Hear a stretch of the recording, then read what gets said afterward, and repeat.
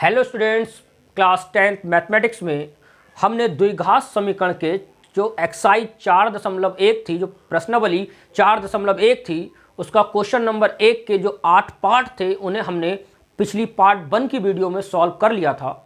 आज हम प्रश्नावली 4.1 के जो क्वेश्चन नंबर 2 के 4 पार्ट हैं उन्हें सॉल्व करेंगे।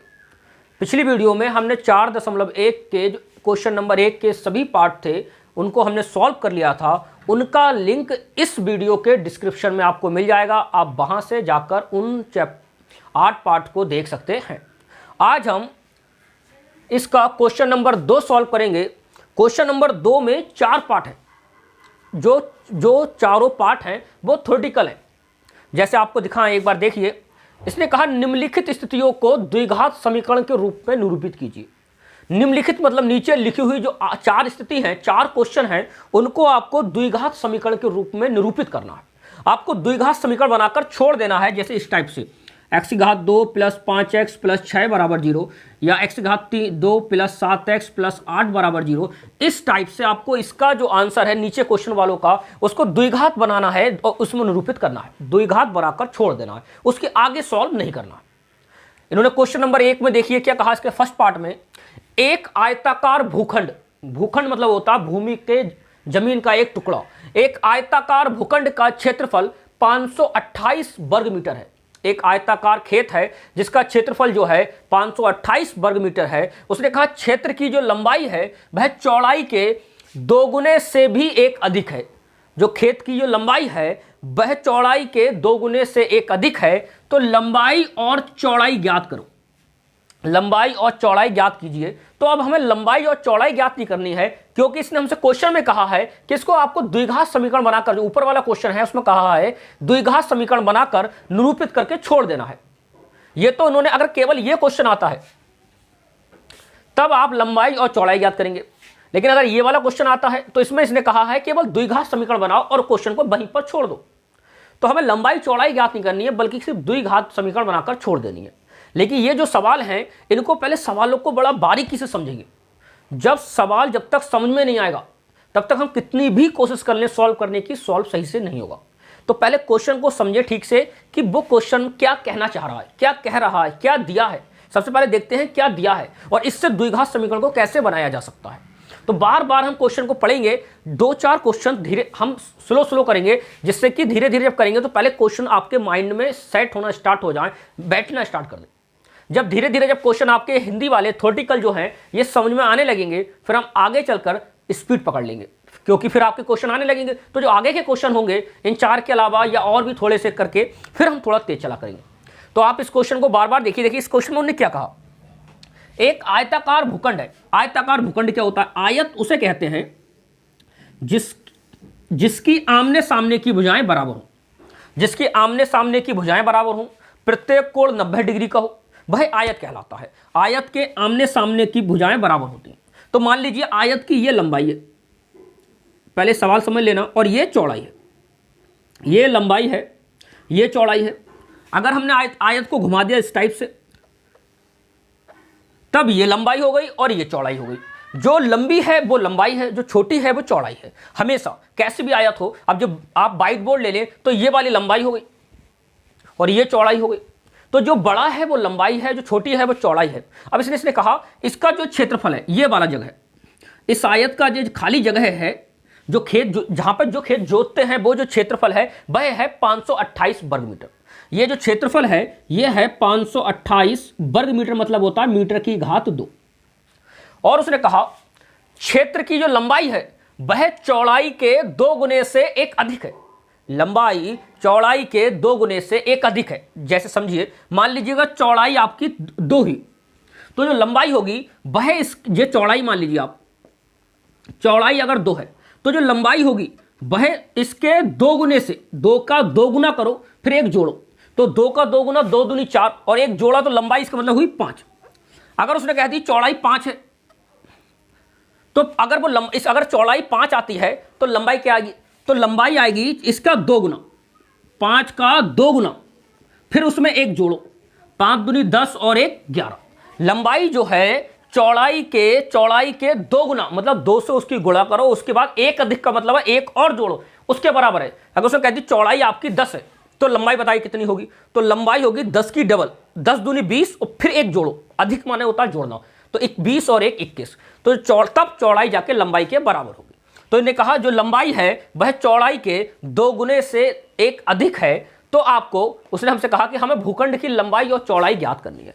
हम भूखंड की लंबाई चौड़ाई ज्ञात नहीं करेंगे क्योंकि उसने ऊपर हमसे क्वेश्चन में कह दिया है मेन हेडिंग में कि द्विघात समीकरण के रूप में आपको निरूपित करना है, द्विघात समीकरण बनाकर छोड़ देना। तो अब देखिए हम इस क्वेश्चन को सॉल्व करेंगे। देखिए हमने एक आयत बना लिया, ये आयत हो गया। आयत में पहले छोटी चीज मानते हैं, तो माना जो चौड़ाई है वो x है, चौड़ाई x है। तो अगर आयत की चौड़ाई x है तो जो लंबाई है इस चौड़ाई का 2 गुना करो, इस चौड़ाई का 2 गुना करो, उसमें एक जोड़ो, ये होगी। अगर किसी की आयत की लंबाई x, हमने चौड़ाई को क्या मान लिया है x, तो हमने उस x का लंबाई जब निकाली तो x का 2 गुना करा और 2 में 1 जोड़ा, तब आई लंबाई। देखिए माना आयत की चौड़ाई मान ली हमने x मीटर। अब लंबाई जो है चौड़ाई के 2 गुने से 1 अधिक है। जो लंबाई अगर आपको ये दोनों बात बराबर लेनी है तो चौड़ाई में पहले 2 गुना करो, उसमें 1 जोड़ो, तो ये वाला पार्ट बराबर आएगा। तो जो लंबाई है वह चौड़ाई के 2 गुने से 1 अधिक है। वैसे अगर हम देखें इधर लंबाई बड़ी है और चौड़ाई छोटी है, ये चीज सीखो। लंबाई अधिक है चौड़ाई कम है, लंबाई अधिक है चौड़ाई कम है। लंबाई अगर मान लीजिए चौड़ाई अगर 3 है तो लंबाई जो होगी 3 दूनी 6 और 1 7 होगी, तो इसका मतलब लंबाई बड़ी है और चौड़ाई छोटी है। हम चाहते हैं कि लंबाई और चौड़ाई के बीच में बराबर लगाया जाए, तो अगर हम इसको हटा के बराबर लगा लेंगे तो गलत हो जाएगा। तो जो चौड़ाई जितनी छोटी है उसको बराबर करने के लिए हम चौड़ाई में 2 गुने से 1 जोड़ देंगे, तो 3 दूनी 6 और 1 7, अब पार्ट बराबर हो गया। तो जो चीज छोटी होती है उसमें ही उतने गुने से गुणा करते हैं, उतना ही अधिक करते हैं, जिससे जो छोटी चीज और बड़ी चीज आपस में बराबर आ जाए और हम बीच में बराबर लगा सकें। तो हमने क्या किया, लंबाई बड़ी है चौड़ाई छोटी है, तो हमने चौड़ाई में 2 गुना करा और उसमें 1 जोड़ा, तो ये वाला पार्ट और ये वाला पार्ट बराबर आ गया। अब जो हमारे पास लंबाई आई वो आई चौड़ाई कितनी है x, इसका 2 गुना और 1 अधिक। तो अगर सही से लिखें लंबाई 2 की x से 2x प्लस 1 और पीछे मीटर। अब इन्होंने हमें दिया है, इसने हमसे कहा है एक आयताकार भूखंड का क्षेत्रफल। अब क्षेत्रफल दे दिया, तो अगर हम क्षेत्रफल का फार्मूला लगाएं, क्षेत्रफल हमें दिया 528 वर्ग मीटर, का मतलब होता है मीटर की घात 2। अब क्षेत्रफल का हमें मान दिया है, तो जिसका मान दिया होता है उसका फार्मूला हम हमेशा पीछे लगाया करेंगे, जिसका मान निकालना हुआ करेगा उसका फार्मूला आगे और जिसका मान दिया हुआ करेगा उसका फार्मूला पीछे। तो जो क्षेत्रफल होता है वह बराबर होता है लंबाई गुणा चौड़ाई के, लंबाई गुणा चौड़ाई बराबर होता है क्षेत्रफल। तो हमने क्षेत्रफल की जगह लिख दिया लंबाई गुणा चौड़ाई और सामने लिख लिया 528। अब लंबाई कितनी है हमारे पास, 2x प्लस 1 इंटू चौड़ाई कितनी है हमारे पास, चौड़ाई है x बराबर 528। हमने 2x की जब x से गुणा करी तो 2x की घात 1 घात और 1 घात 2 हो गई। अब 1 की x से करी तो 1x हो गया, और जब 528 थे इन्हें इस साइड में लिया है तो इस साइड में आते ही हो गए माइनस के, और यहां बचा 0। तो ये देखिए इसके ऊपर घात कितनी आ गई, 2 घात, तो अब ये बन गई द्विघात समीकरण। तो इसने यही कहा था निम्नलिखित स्थितियों को द्विघात समीकरण के रूप में निरूपित करो। ये जो स्थिति दी है हर क्वेश्चन की, इनको हमें द्विघात समीकरण के रूप में लिखकर दिखाना है। तो हमने क्या किया, अब ये देखो ये द्विघात समीकरण बन गई। तो इसका मतलब है इस स्थिति को हमने द्विघात समीकरण के रूप में क्या कर दिया, निरूपित कर दिया। और इस सबसे महत्वपूर्ण बात, द्विघात समीकरण में क्या होता है, या एक अचर पद आता है, जैसे इसमें पूरे में x आ गया, अगर y का क्वेश्चन होता तो पूरे में y आता, z का क्वेश्चन होता तो पूरे में z आता। तो क्या होता है द्विघात समीकरण में हम कोशिश किया करेंगे सिर्फ और सिर्फ लंबाई चौड़ाई हमेशा हर चीज को x मान के सॉल्व करें। जब सवाल x मान के किसी भी तरीके से सॉल्व होगा ही नहीं तब हम y माना करेंगे। अगर हम चाहते तो इस सवाल को दूसरे मेथड से कर सकते थे। हम मानते लंबाई x है और चौड़ाई y है, x लंबाई को x और चौड़ाई को y मानकर हल कर सकते थे, वो भी तरीका ठीक है। लेकिन हम कोशिश करेंगे कि जब अगर हम द्विघात समीकरण में हैं तो पूरे तरीके से एडजस्टमेंट करके हमेशा लंबाई और चौड़ाई को x के रूप में ही लिखें। जैसे हमने यहाँ लिखा, यहाँ माना हमने चौड़ाई x है, छोटे वाले को हमेशा x मान लिया और लंबाई को उसका दोगुने से 1 अधिक रख दिया। और वैसे एक तरीका यह भी था कि हम लंबाई को x मान लेते और चौड़ाई को y मान लेते, उससे भी हम द्विघात समीकरण को बना सकते थे। लेकिन ये जो तरीका है ये थोड़ा सा इजी है, इसीलिए हमेशा हम द्विघात समीकरण में ज़्यादा से ज़्यादा क्वेश्चनों में x मानकर ही सॉल्व करेंगे। क्वेश्चन आप नोट कर लीजिएगा। अब हम इसका सेकंड पार्ट करेंगे। देखिए सेकंड पार्ट, दो क्रमागत धनात्मक पूर्णांकों का गुणनफल 306 है। हमें पूर्णांकों को ज्ञात करना है, पूर्णांकों को ज्ञात करना है। तो अब हमें इन्होंने ये कहा, इस लास्ट में इन्होंने हमसे कहा हमें पूर्णांकों को ज्ञात करना है। तो हम यहां पर उन्होंने सोचा कि हम पूर्णांक ज्ञात करेंगे, लेकिन हम पूर्णांक ज्ञात नहीं करेंगे, हम द्विघात समीकरण बनाकर छोड़ देंगे। क्योंकि जो क्वेश्चन नंबर 2 था उसकी मेन हेडिंग्स थी कि द्विघात समीकरण में निरूपित करके छोड़ दीजिए। तो अगर सिर्फ ये सवाल आता तो हम पूर्णांक ज्ञात करते, लेकिन अगर उसने कहा है कि सिर्फ मतलब द्विघात समीकरण बनाओ तो हम वहीं पर द्विघात समीकरण बनाकर छोड़ देंगे। सबसे पहले अब हम सीखेंगे पूर्णांक क्या है। देखिए पूर्णांक जो होते हैं, इधर 0 1 2 3 4 5 आप गिनती करते चले आइए, चलते जाइए प्लस अनंत तक। और इधर से आइए -1, -2, -3, -4 डैश डैश डैश माइनस के अनंत तक। ये सभी संख्याएं पूर्णांक है। बस पूर्णांक क्या होते हैं, प्लस में भी होते हैं, माइनस में भी होते हैं, शून्य भी होते हैं, बस पॉइंटों में नहीं होते, वह सभी पूर्णांक कहलाते हैं। अब पूर्णांक दो प्रकार के होते हैं। जो यहां से यहां तक के पूर्णांक हैं ये कहलाते हैं धनात्मक पूर्णांक, क्योंकि ये प्लस के होते हैं। तो ये हो गए धनात्मक पूर्णांक। और जो इस साइड के पूर्णांक हैं ये वाले, ये कहलाते हैं ऋणात्मक पूर्णांक। ऋणात्मक माने होता है माइनस के। तो ये पूर्णांक हो गए, ये पूर्णांक हो गए धनात्मक पूर्णांक, ये पूर्णांक हो गए ऋणात्मक पूर्णांक। अब हम बात करते हैं धनात्मक पूर्णांक और ऋणात्मक पूर्णांक के बारे में।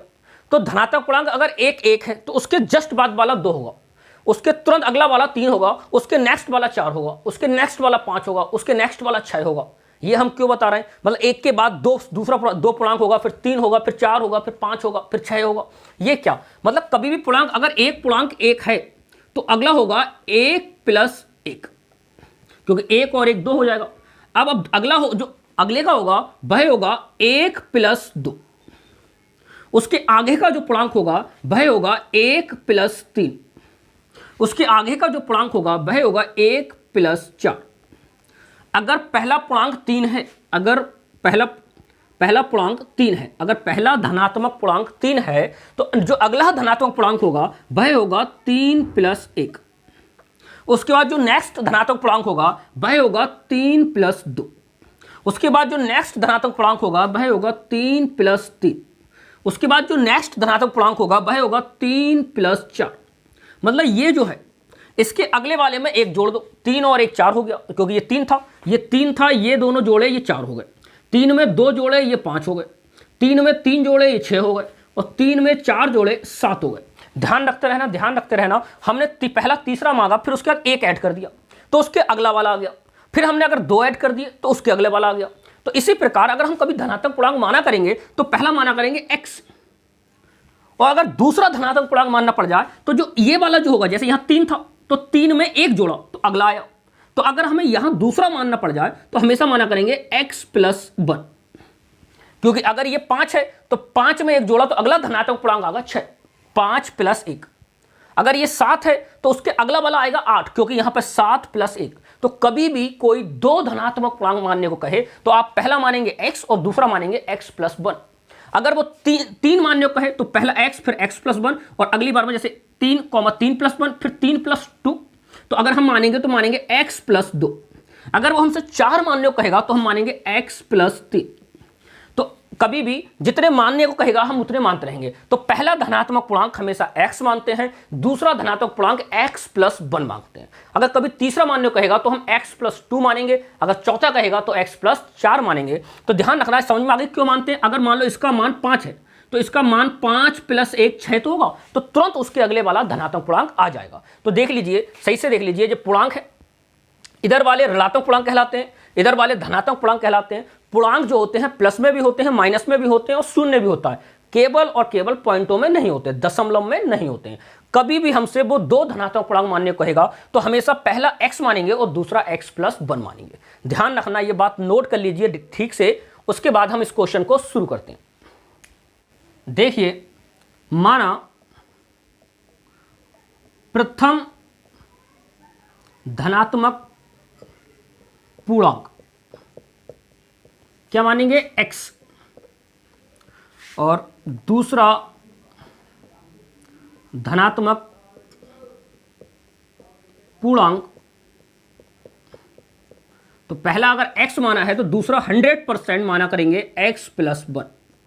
उसने हमसे क्या कहा, दो क्रमागत माने लगातार, तो पहला धनात्मक पूर्णांक और फिर दूसरा उसके जस्ट बाद वाला, तो दो क्रमागत धनात्मक पूर्णांकों का गुणनफल 306 है। जो आपको दिया है गुणनफल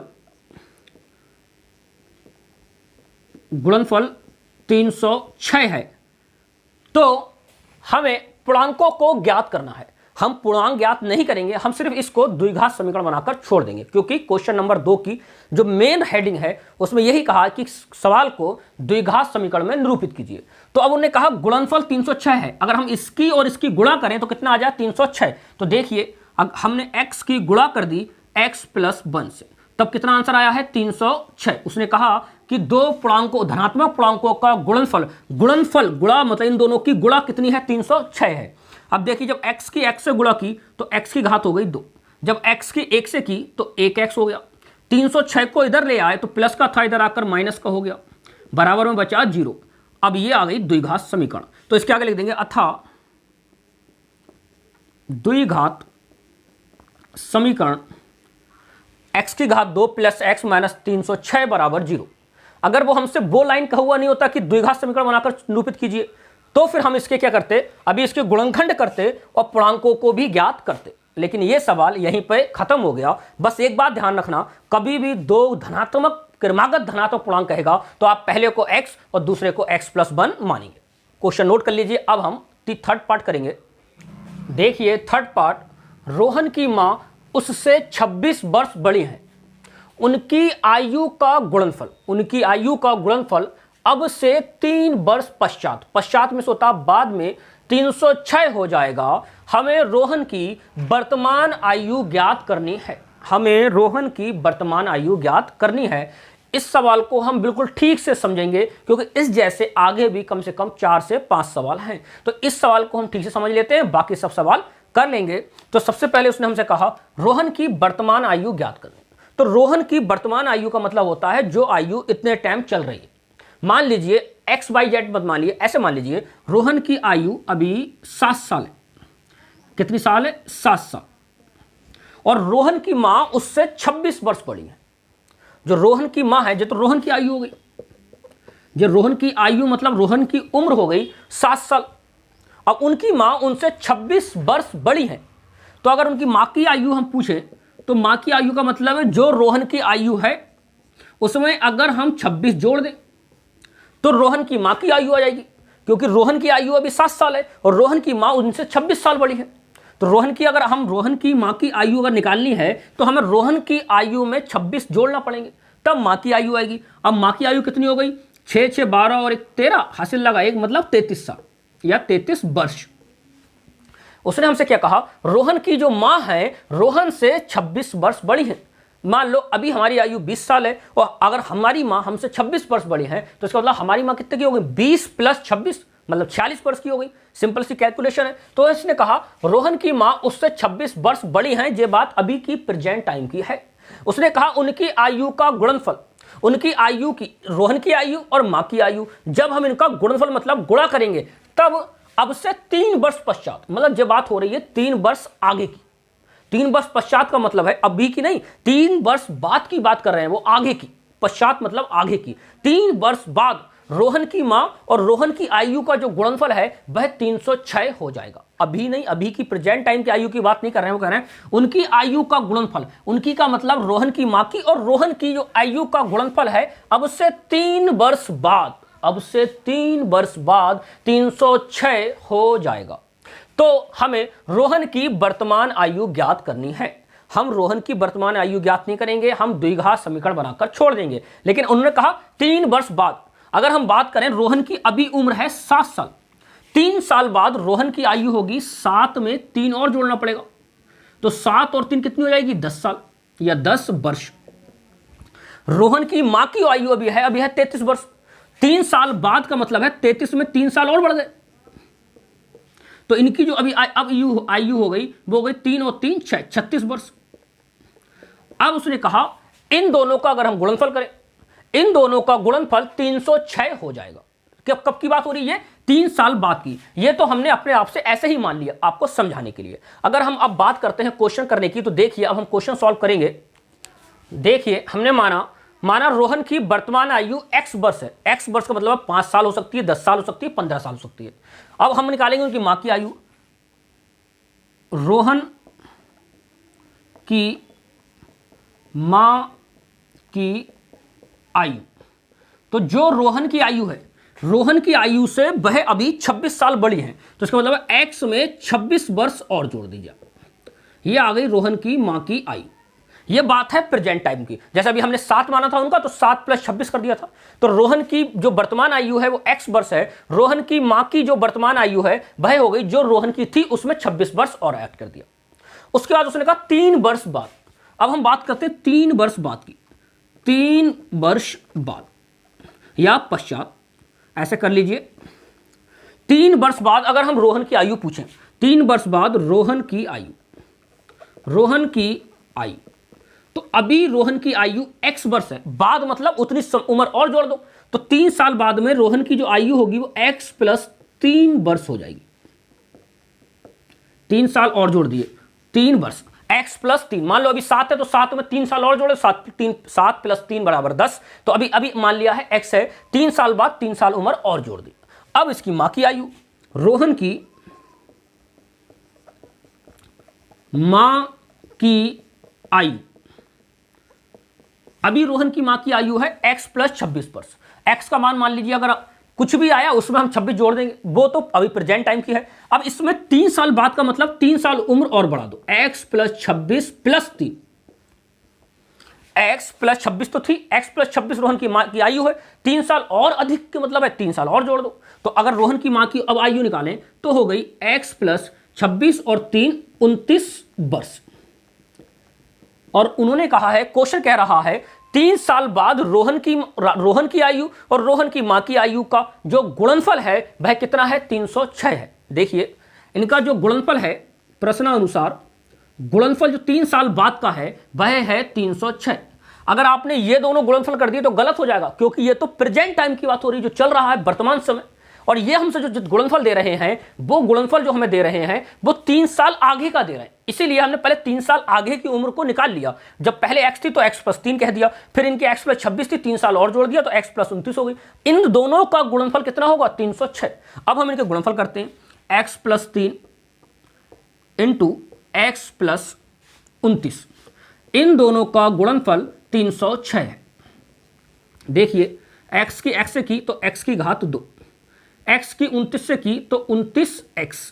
अब हमने 3 की x से की तो 3x प्लस, अब 3 की करेंगे 29 से, 3 × 27, हासिल लगा 2, 3 दूनी 6 और 2 8 बराबर। अब जो 306 उधर है इसे इधर ले आओ, इधर आके हो गया माइनस का बराबर 0।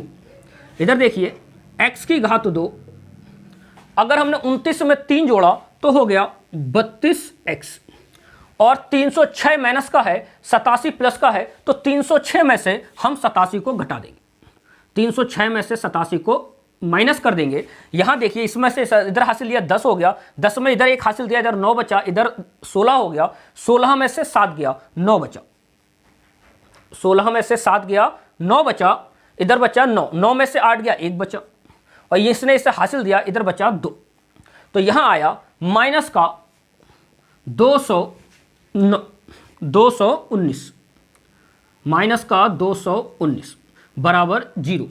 ये बन गया आपका द्विघात समीकरण।